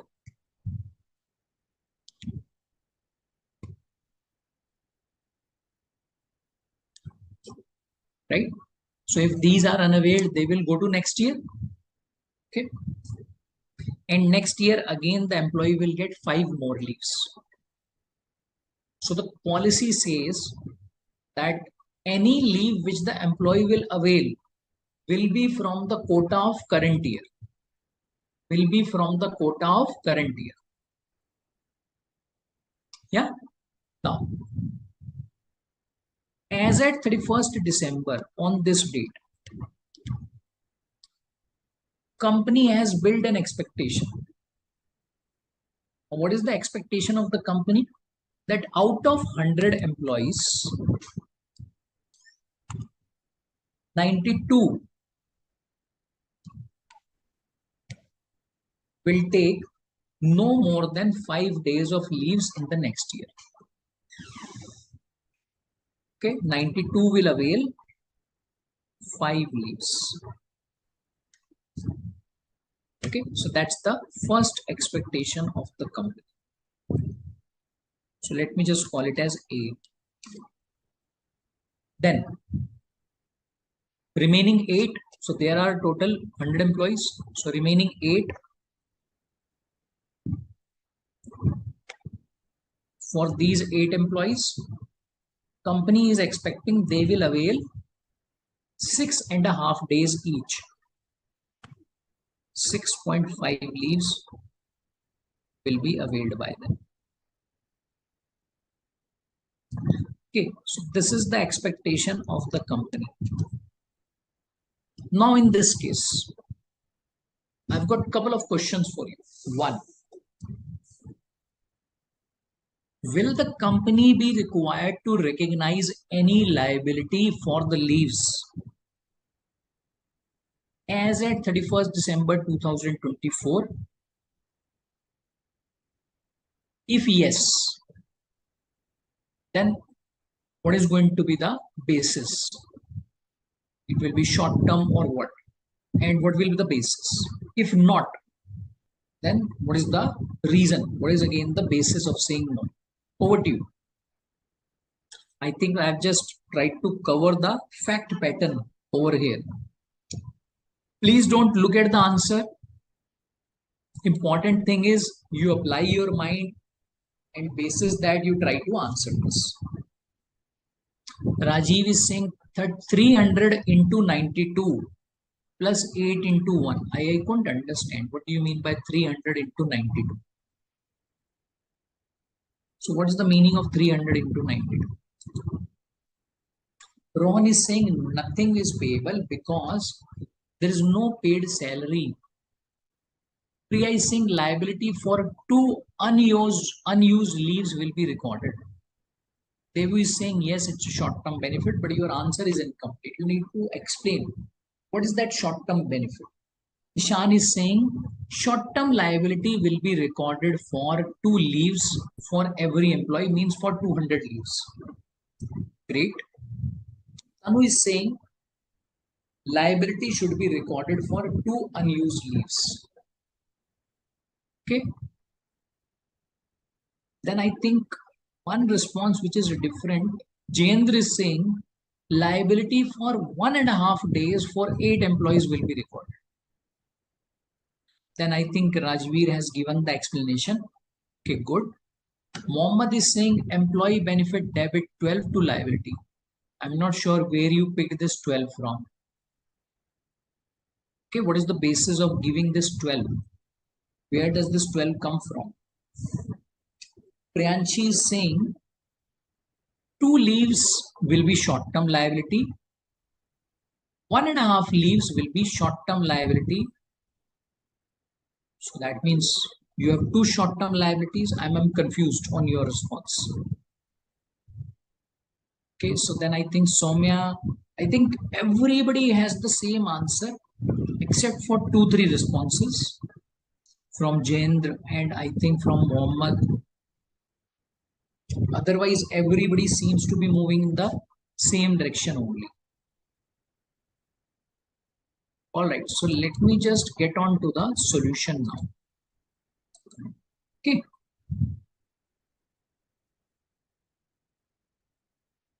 So let's get on to the solution now, right? Now this is a interesting one, important one.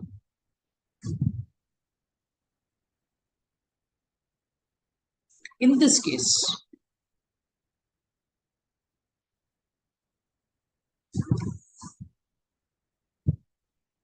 two unused leaves are there for 100 employees. Correct?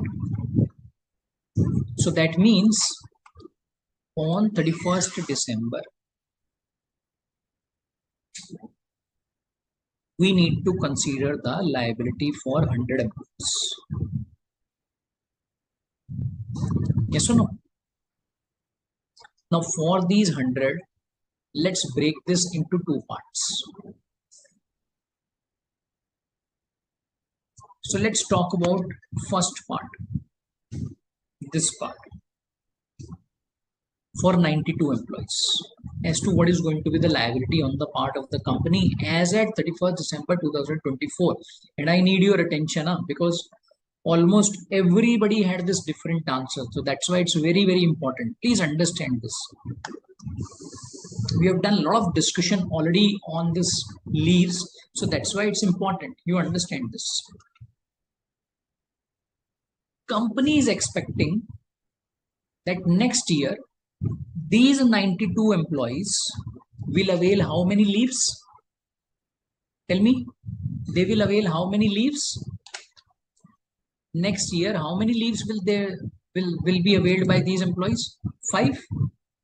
Okay. Now, next year, how many leaves will be available with these 92 employees? How many leaves will be available with these 92 employees? Very good. 7 each employee. 7 leave per employee. Correct? Now, let's suppose next year when they avail 5 leaves.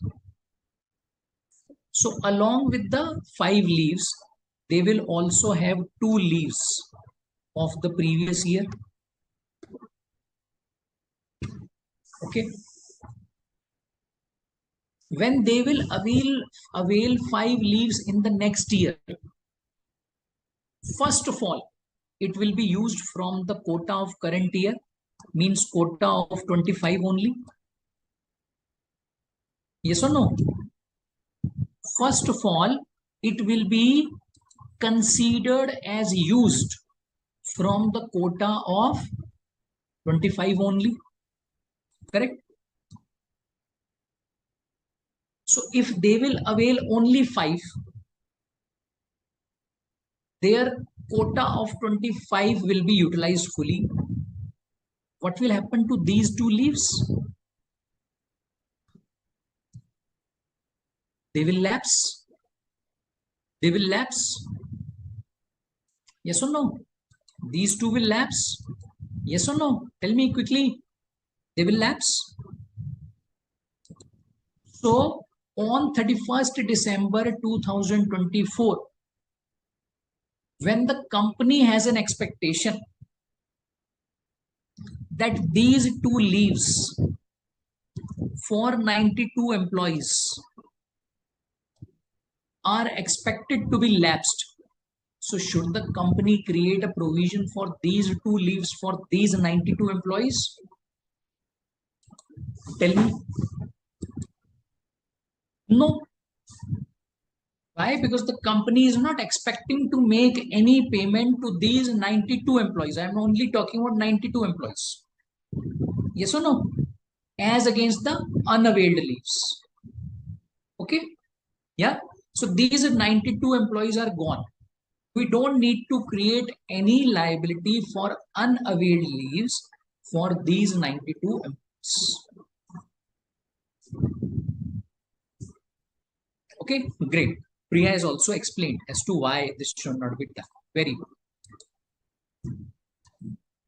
Okay, so this part is sorted. Now, let's look at remaining employees. These 8 employees. Because as at 31st December 2024, we need to consider the quota of all 100 employees for 2 unused leaves. So 8 employees are still left. And for these 8 employees, 2 unused leaves are still pending. Now, once again, if you look at these 8 employees, what is the expectation of the company? They will avail 6.5 days of leaves in the next year. Yes or no? Which means 5 leaves will be used from the quota of 2025 and 1.5 leaves will be used from the carry forward balance of 2 leaves. So here again, half a day leave of these 8 employees will also lapse. Yes or no? Half a day leave for these 8 employees is also expected to lapse. Yes or no? Yeah. So therefore, as at 31st December 2024, in respect of 8 employees, in relation to their 2 unused leaves, what should the company do? Company should create a liability, but that liability should not be created for 2 leaves. That liability should be created for 1.5 day leave. Yes or no? That liability should be created for 1.5 day leave. Clear? Yeah. So which means, if let's suppose 1 is the amount, then what is the accounting entry you will pass?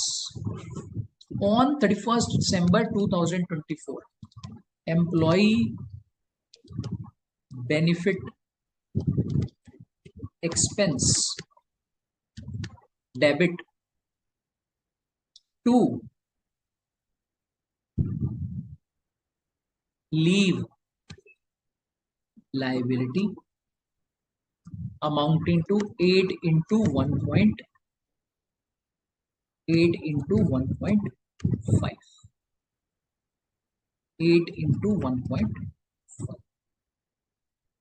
Means 12. Clear? Clear on this? Interesting, huh? Important also. Yeah. And these liability, or you can say this liability which the company will create, will this be short term? Tell me. Will this be short term? Yes or no? Yeah. So yes, of course, this will be a short term liability. Okay. Everyone now clear? Yeah. Everyone clear? Any questions, any doubts? If those still remain, please let me know.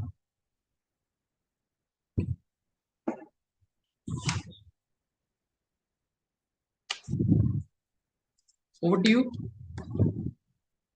Soumya is clear. Very good.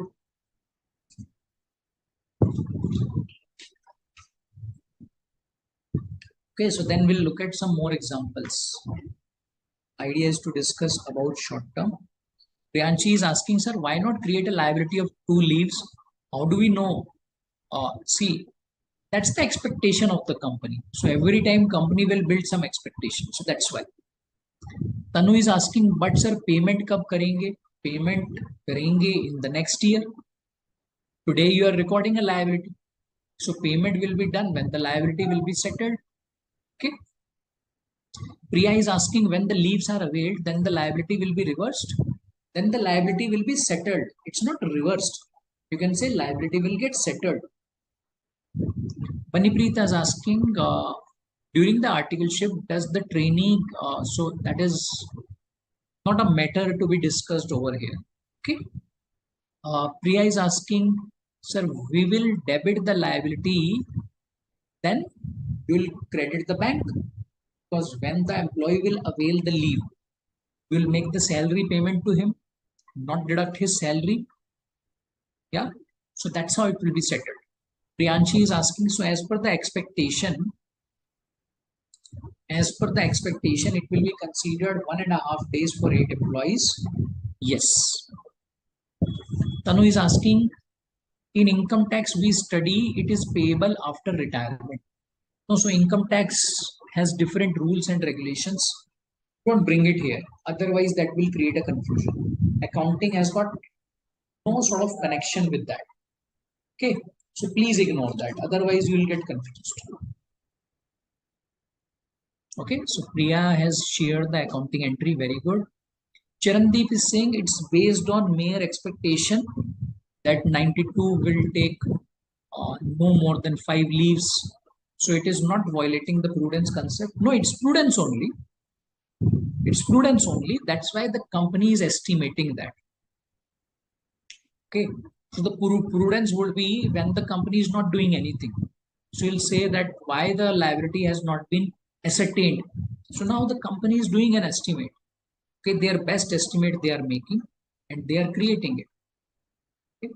Prudence doesn't mean recognition of liability in excess of what is required. Let's suppose if the company creates a liability for 92 months and why 1.5, let's suppose for 5 days. So at one place, what will happen? Today you will record an expense as well as liability. Next year you will have to reverse that. That is not prudence. Prudence doesn't mean you recognize expenses in excess, liability in excess. No, that is not what prudence requires. Prudence requires you to ascertain the liability, okay, in the best possible manner. It should be as accurate as possible. But because it's an estimate, so you can't be 100% correct. Clear? Deepika is asking, sir, please give one. No, so there are a lot of examples, and in fact, all of these examples also you should do on your own once we are through. Okay, for your practice, for your revision. And in the study material, you have a lot of questions, so don't worry.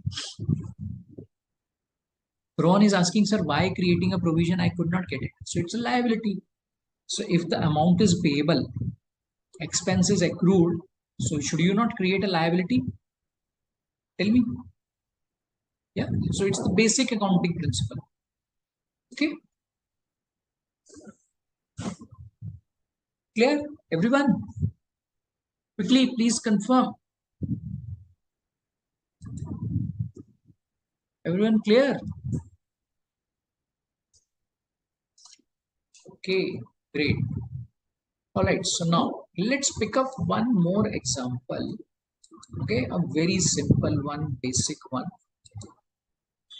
which is again around the short-term benefits only, but that is not really related to leaves, because in case of short-term, in case of accumulating, leave will not be the only thing.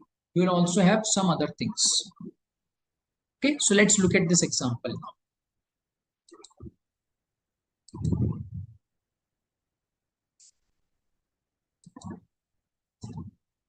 A profit sharing plan means when a certain percentage of profit is given to the employee, that is what you call as profit sharing plan. Now, certain percentage of profit you can say is a kind of compensation for the employee, which is also called as bonus at times. One and the same thing. Okay.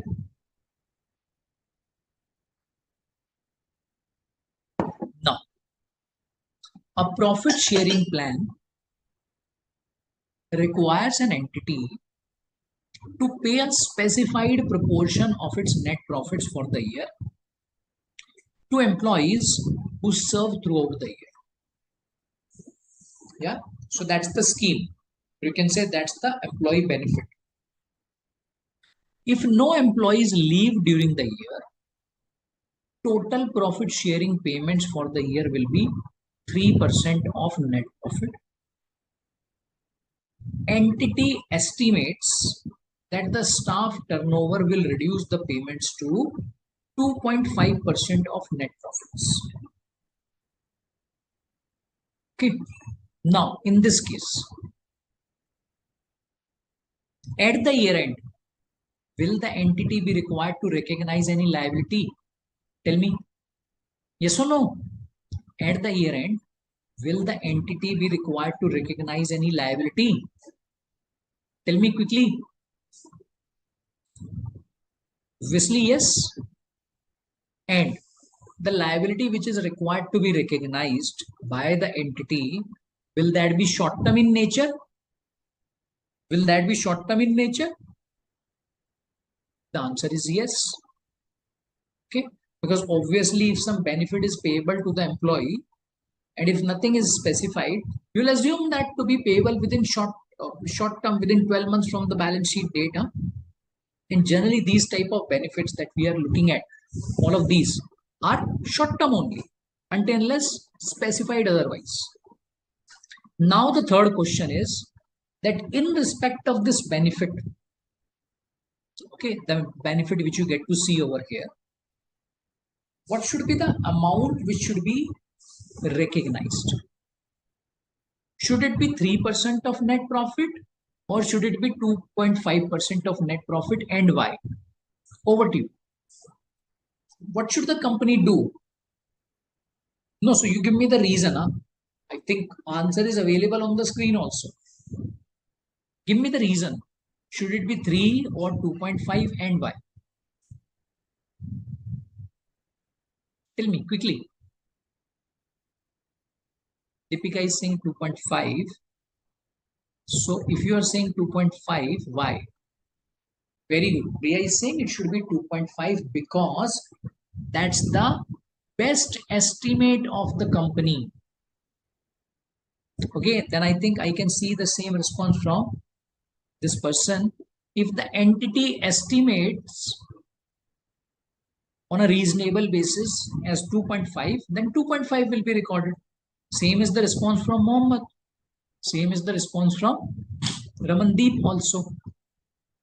Okay, Somya, Rajveer, I think they are giving the same answer. Simple, easy one. Yeah. Now, let's look at one more question. Okay, here again, you need to answer this. Okay, so this question number 4. Whether an entitlement to earned leave. Now, this is a simple question for you to answer. Whether an entitlement to earned leave which can be carried forward to future periods is a short-term employee benefit or long-term employee benefit. Now, long-term we have not discussed so far, so you can ignore that. You just tell me whether an entitlement to earned leave which can be carried forward to future periods, can that be a short-term employee benefit or not, and why? Okay, so ignore long-term. So can that be a short-term, and why? Great. Okay, so she's answering, depends on the company policy as to when it will lapse. Very good. But can that be short term? Yes. Priyanshi is saying if this can be carried forward to next 12 months, obviously it will be short term. Yeah.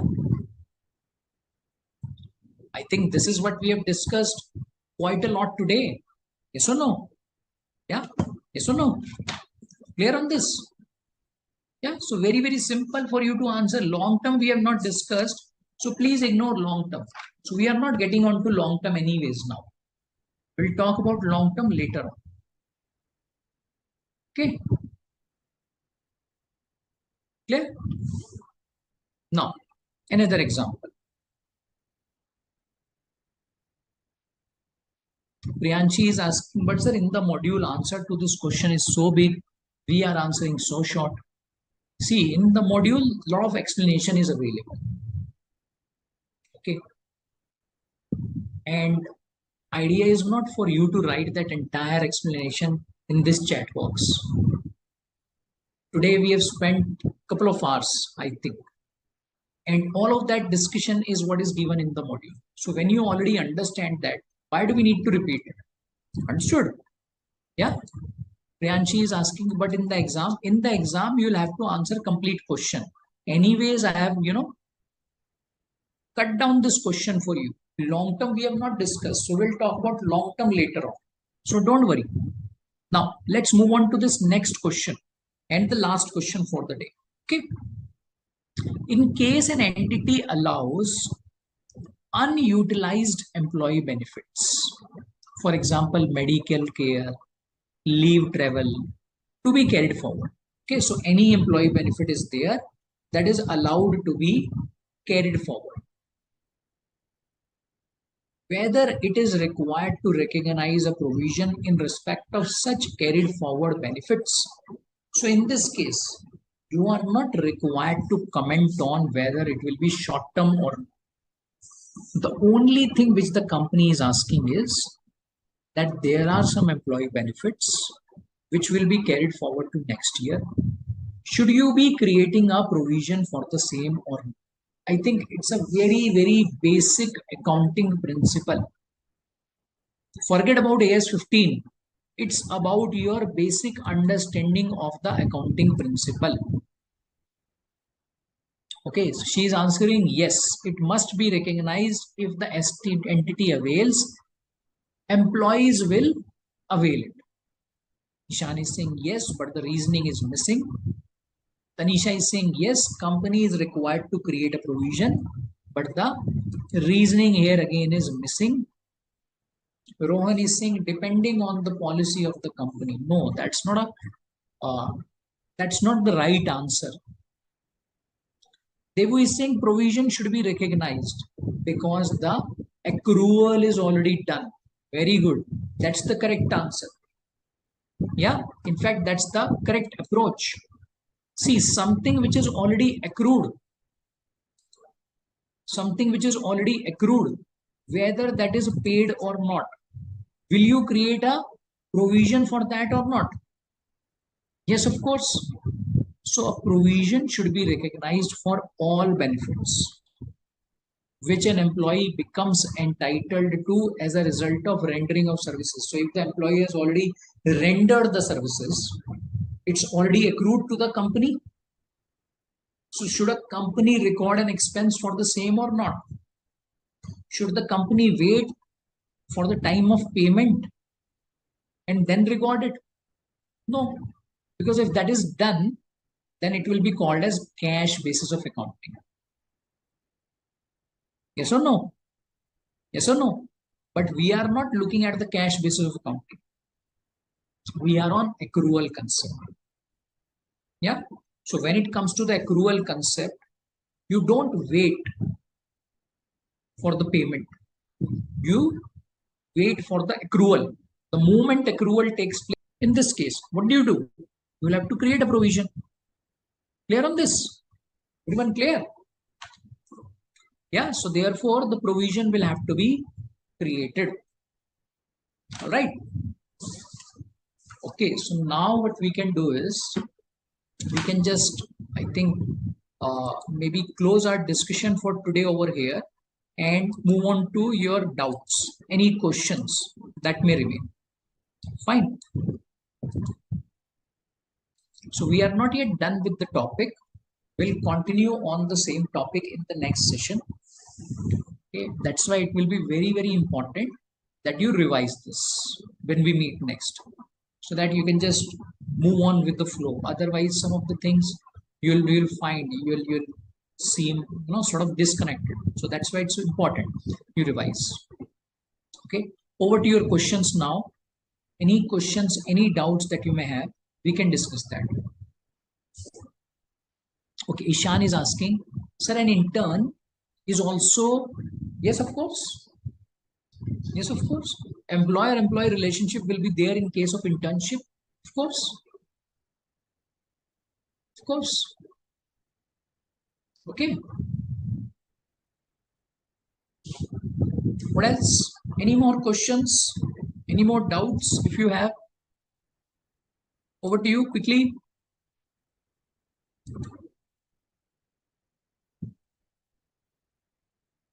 Quickly, any questions? No questions? Sure.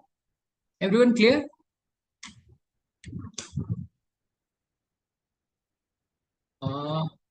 Divya is asking, sir, what is the difference between contract of service? So your question is incomplete. Huh? What do you and no, no. So see, one is about the employer-employee relationship that you need to establish. If let's suppose some outsourcing is done, that is what is not called as employer-employee relationship. So that's how I would like you to differentiate. Let's not get into these technical terms. They don't help you because you need to get into the understanding of the arrangement, not these terms. That's how you should be looking at it. Fine. Tanisha is clear. Very good. Tanu is asking, sir, in accounting, we have concern only if it is received.